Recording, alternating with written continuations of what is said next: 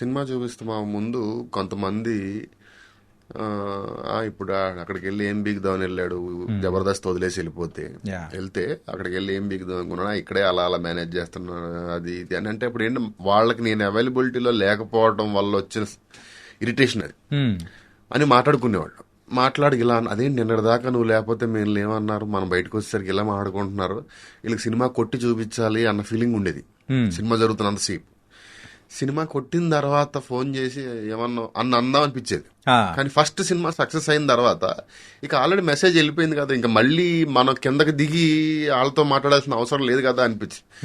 So అది ఆ incident లా తీసుకోలేదు నేను, అది ఒక లెసన్ లా తీసుకున్నా. మనం పని చేసుకుంటూ వెళ్ళిపోతే మన పని సమాధానాలు చెప్పాలి తప్ప మన సమాధానాలు చెప్తే మనం చిన్నోడవుతాం అంతే. సో అందుకోసం అని చెప్పేసి అంతే, మనం కిందకి లాగాలి అని చూస్తే ఆడి కింద ఉన్నాడు మనం లాగుతున్నాడు అనుకోవాలి అంతే. సూపర్. అంటే అన్న మీకు త్రినాథరావు గారికి సో ఏంటి కనెక్షన్ ఏంటి మీ ఇద్దరిది? మాత్రం ఒక కాంబినేషన్ సెట్. అవునండి, అది ఎందుకో కుదిరింది సార్. నాకు నా అదృష్టం అంటే, నాకు ఇప్పుడు మనం ఒక గోడెక్కాలంటే తాడుపట్టుకుంటాం కదా, సో అలాంటి నాకు ఒక నేను ఎక్కాలనుకున్న ఈ సినిమా లైఫ్ కి ఆయన నాకు అలాంటి ఒక నిచ్చెన ఒక తాడో వేసినట్టు అని ఫీల్ అవుతాను నేను. అది కూడా కంఫర్టబుల్ గా నా గ్రిప్ జారకుండా నేను ఎలా అడుగులు నా అడుగు ఎంత లెంగ్త్ ఉంటుందో అంత లెంగ్త్ లో ఇద్దరికి కుదిరింది అలా మ్యాచ్. అది అంటే కొన్ని నేను ఇండస్ట్రీలో చూస్తా సార్, మనం నాకు చాలా క్లోజ్ ఫ్రెండ్స్, వాళ్ళతో వాళ్ళు టాలెంటెడ్, వాళ్ళ డైరెక్టర్ని చెయ్యాలి, వాళ్ళ డైరెక్టర్గా మనం సెట్ చేద్దాం చాలా ట్రై చేస్తాం, కొన్ని ఎక్కవు విశ్వ ప్రయత్నం చేస్తాం. అంటే చేతి దాకా వచ్చి రేపు అనౌన్స్మెంట్ వరకు వచ్చి ఆగిపోతాయి తప్ప ఇద్దరు ముగ్గురు ఉంటారు నా ఫ్రెండ్స్ లిస్ట్ లో సాలిడ్ టాలెంట్ ఉండి కూడా చేయలేని వాళ్ళు. కొన్ని కలవు, కొన్ని మా ఇద్దరికి ఎందుకు కలుస్తాయి, మేము ఇద్దరం ఇవాళ అనుకుంటే రేపు సినిమా ఎక్కుతుంది. అది మేబీ నేచర్ కావచ్చు, మా ఇద్దరు హారోస్కోప్ కావచ్చు, లేకపోతే మా ఇద్దరు సింక్ కావచ్చు, ఎనీ గివ్ అన్ని కలిపి మా ఇద్దరికి అలా కుదిరింది అంతే. ఓకే. ఎప్పుడైనా కానీ మీరిద్దరు అంటే కత్తికి సుత్తికి ఉన్నంత కాంబినేషన్ ఇద్దరిది అట్లే ఉంటుంది. సో ఇలాంటి కాంబినేషన్ మీరిద్దరు కలిసి సో ముందుకెళ్తున్న టైంలలో ఎప్పుడైనా కానీ ఒక మూవీ రిజల్ట్ కానీ లేకపోతే మూవీ మీద వచ్చిన ఏదైనా విమర్శ కానీ మీరిద్దరు రిసీవ్ చేసుకుని ఒకరినొకరు పుషింగ్ కానీ ఎట్లుంటది అసలు? మీకు ఒక నమ్మలేని విషయం చెప్పనా సార్, ఈ 10 ఏళ్ల త్రినాథరావు గారు నాది జర్నీలో ఏంటి సార్ ఇది అని అనలేదు నాతో ఆయన, ఏంటి సార్ ఇది అనలేదు నేను ఆయనతో. అంటే ఇంత చిన్న విరుపు కూడా మా ఇద్దరి మధ్యలో ఉండదు. నా పరోక్షంలో ఏమన్నా అనుండొచ్చు, ఆయన పరోక్షంలో నేనేమన్నా ఉండొచ్చు, మనకి అర్థం కావట్లేదు ఏంటి సార్ అని నేను వేరే వాళ్ళతో అనుండొచ్చు తప్ప మేమిద్దరం ముఖాముఖిగా ఒక్క విషయం గురించి కానీ ఒక దీని గురించి కానీ మేము ఏ రోజు మాట్లాడుకోలే. ఆ మ్యూచువల్ రెస్పెక్ట్ ఇద్దరికి ఉంది. ఆ పక్కన మాట్లాడేది ఉంటుంది సార్, అది ప్రపంచంలో ఎవడి మీద దేవుడి మీద కూడా ఉంటుంది మనకి. అది పార్ట్ ఆఫ్ ది లైఫ్. అది దాన్ని కన్సిడర్ చేసి దాన్ని హైలైట్ చేసే విషయం కాదు. అది ఏ ఇద్దరికైనా ఉంటుంది, ఎంత గొప్ప వాళ్ళకైనా. ఇప్పుడు పరశుర బ్రదర్స్ లాంటి వాళ్ళు కూడా అంత క్లోజ్ గా ఉండి ఇన్నేళ్ళు ఉన్న వాళ్ళు కూడా పక్కన వాడికి అర్థం కావట్లేదు అన్న విషయం అనుకుని ఉంటారు. అనుకున్నా నాకు కూడా చెప్పారు, ప్యాడ్ లిస్ట్ వేసుకుని వెళ్ళింది అది వేరు. బట్ మా ఇద్దరికి ఆ సింక్ అలా కుదిరింది తప్ప మేమిద్దరం మాట్లాడుకోవటం కానీ. ఇంకోటి ఏంటంటే మా సినిమాలు అన్ని వర్కౌట్ అయిన సినిమాలే ఉన్నాయి 99%. ఏదన్నా చిన్న చితగా ఉన్నా కూడా దాని రీజన్స్ మా ఇద్దరికి తెలుసు. మా ఇద్దరి ఎఫర్ట్స్ లో కానీ మా ఇద్దరు ఫోకస్ లో కానీ తేడా ఉండదు. సంబడి ఎల్స్ ఇన్వాల్వ్మెంట్ లో కానీ లేకపోతే వేరే వాళ్ళ జడ్జిమెంట్ తీసుకున్నప్పుడు చిన్న చిన్న వాటిలో జరిగినాయి అని ఉంటే దాని రీజన్లు మాకు తెలుసు. బట్ ఇద్దరు పెట్టే 100% ఎఫర్ట్స్ లో ఏ మాత్రం కాంప్రమైజ్ ఉండదు అన్న విషయం నా గురించి ఆయనకి, ఆయన గురించి మాకు తెలుసు. సో ఇద్దరు కంప్లైంట్స్ ఉండవు. ఓకే. అంటే మీరు తీస్తున్న కంప్లీట్ ఫస్ట్ మూవీ నుంచి సో ఇప్పటి వరకు మీ మూవీస్లలో కూడా రైటింగ్లలో ఒక్కొక్క మూవీకి ఒక్కొక్క డిఫరెన్స్ అనేది కూడా కనిపిస్తూ ఉంటుంది. ఏంటంటే కంప్లీట్ ఒక మాస్ ఎలిమెంట్స్తో చూడుకున్న కంప్లీట్ ఒక ఎంటర్టైనర్ అనేది కూడా ఇస్తూ ఉంటారు. సో ఇలా ఎంటర్టైనర్లు రాయడం, అది కూడా మాస్ ఎలిమెంట్స్తో కూడుకున్న ఎంటర్టైనర్ రాయడం చాలా కష్టం. సో దీనికి సపరేట్గా మీకు ఎక్కడి నుంచి అంటే ఆ ఒక పవర్ అనేది కూడా గ్రాస్ప్ చేసుకున్నారు? మెయిన్గా ఏం లేదండి, కొంచెం అంటే మన ఏ సినిమా అయినా మన తాలూకు ఎక్స్టెన్షనే సార్. మనకి ఏ క్యారెక్టర్ అయినా మన తాలూకు ఎక్స్టెన్షనే ఉంటుంది. మా కాలేజ్ ఫ్రెండ్స్, స్కూల్ ఫ్రెండ్స్ కానీ లేకపోతే నాతో 10 ఏళ్ల నుంచి ఇండస్ట్రీలో ఉన్నవాళ్ళు కానీ నా సినిమాలో హీరోలు మాడుతుంటే నేనే మాట్లాడినట్టు నువ్వు మాడుతున్నట్టు ఉందిరా బాబు అంటారు. సో అది తెలియకుండా మనలో నుంచి వచ్చిందే అయి ఉంటుంది. దానికే స్పెషల్ ఎక్సర్సైజ్ ఇది కూడా ప్రత్యేకంగా ఏం లేదు అని అనుకుంటున్నా. మన మన నా అంటే ఇప్పుడు అందులో హీరోయిన్ ఇలా ఒక అమ్మాయి నాతో మాట్లాడితే బాగుండో అన్నది నాలో ఉన్న ఇది ఒక విలన్ కూడా నాలో ఉన్న సైకిల్ ఉన్న భాగం వాళ్ళందరూ కొత్తగా ఎక్కడి నుంచో మనం తీసుకురాలేం.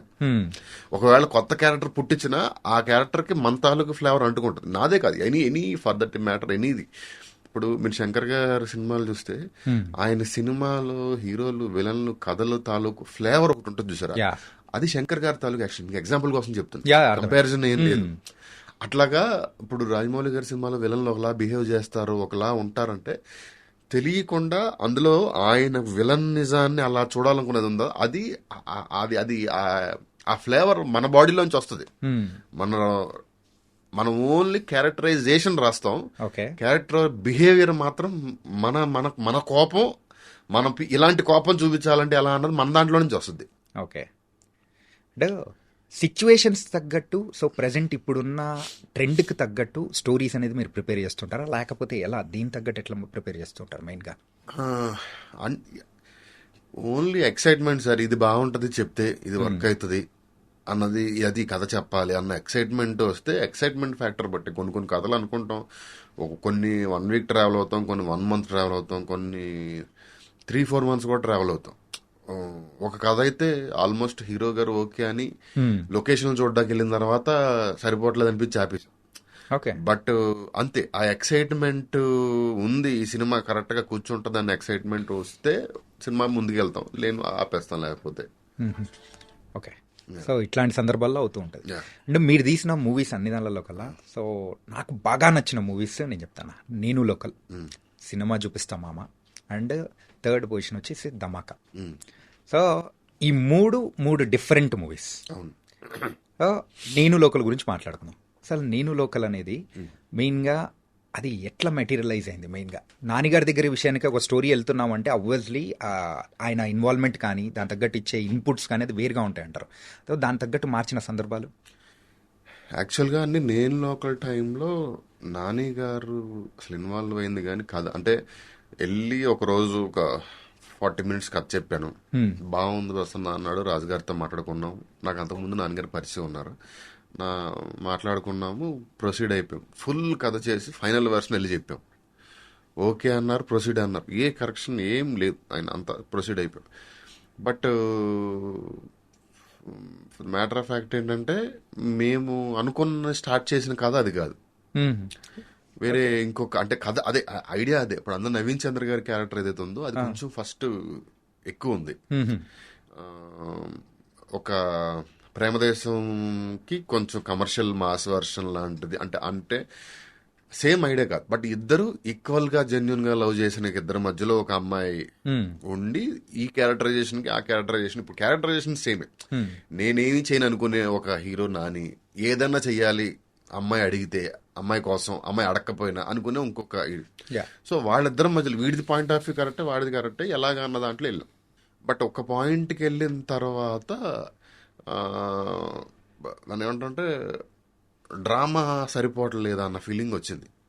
అది వచ్చిన తర్వాత చిన్న చేంజెస్ చేసాము, అది తప్ప అది మ్యూచువల్గా అందరూ కూర్చుని మాట్లాడుకొని సరిపోవట్లేదు, అవుట్పుట్ చూసుకున్న తర్వాత ఒక 50% షూట్ అయిన తర్వాత లవ్ ఫీల్ వెళ్తుంది. బట్ నేను కథ ప్రోగ్రెస్ అయ్యి డ్రామా సరిపోవట్లేదు, కొంచెం డ్రామా పెంచాలి అన్న దాంట్లో నవీన్ చంద్ర గారిది కొంచెం నెగిటివ్ షేడ్ లోకి మధ్యలో ఆయన జెల్సీ ఫీల్ అవ్వడం, అదంతా నెగిటివ్ షేడ్ అంతా తర్వాత వచ్చింది. సో అండ్ దాని హీరో విలన్ సినిమా చేసాం, ఎందుకంటే సినిమా ప్రయోజనాల కోసం. అంతే, సినిమా కరెక్ట్ గా ల్యాండ్ అవడానికి ఏం చేయాలన్నది అప్పుడు అలా చేశాం. సో అదర్వైజ్ గా ఆయన బాగా ఎంజాయ్ చేశాడు. మేము కూడా అప్పుడు కొంచెం కొత్త కదా, బాగా ఎంతూజియాజంతో బాగా చేయాలి, ప్రతి సీన్ బాగా రావాలి అని చేసాం. అది కానీ నాన్నగారు అందులో చూడడం కానీ ఆయన బాడీ లాంగ్వేజ్ కానీ అంత కంప్లీట్ డిఫరెంట్ ఉంటుంది. ఆయన మీరు ఓపెనింగ్ రోజు ప్రెస్ మీట్ చూస్తే, సినిమా ఓపెనింగ్ ఈ రోజు ఓపెనింగ్, ఆ రోజు ప్రెస్ మీట్ చూస్తే నాని గారు అన్నారు, నేను ప్రసన్న చేసిన దాంట్లో 10% చేసిన సినిమా ఎక్కడో ఉంటది అని. సో అది చాలా గ్రేట్ కాంప్లిమెంట్. అది నాని లాంటి ఒక యాక్టర్ అనడం చాలా గ్రేట్ కాంప్లిమెంట్. అంటే అట్లా నేను లోకల్లో యాటిట్యూడ్ ఈజ్ ఎవ్రీథింగ్ అని క్యాప్షన్ పెట్టినందుకు ఆ చిన్న యాటిట్యూడ్ ఉండాలి. నాని గారు అప్పటి వరకు చాలా సాఫ్ట్ ఆ, అలా చేసేవాళ్ళు. బట్ ఇది చిన్నది మా ఇంటర్లో కూడా ఇలా చూసి ఇలా అనేవాడు ఓకే. టేక్ చేసిన తర్వాత అన్న తర్వాత ఆ చిన్న మెయిన్ అది యాటిట్యూడ్ మాత్రం అన్న ఇప్పుడు వాడి దగ్గర మార్కులు కొట్టాల్సిన అవసరం, ఫాదర్తో మాట్లాడినా విలన్తో మాట్లాడినా ఇప్పుడు వాడి దగ్గర మనం మంచోడు అనిపించుకోవాల్సిన అవసరం మనకు లేదు. ఆడేవాడాడు ఆ చిన్నది రైటర్గా నేను ఆయన క్యారెక్టర్కి ఎనర్జీ ఇవ్వాల్సిన ఒక రెండు మాట చెప్పి వెళ్ళిపోయాడిని. ఇక ఆయన ఇక స్టార్ట్ చేసేవాడు. ఓకే.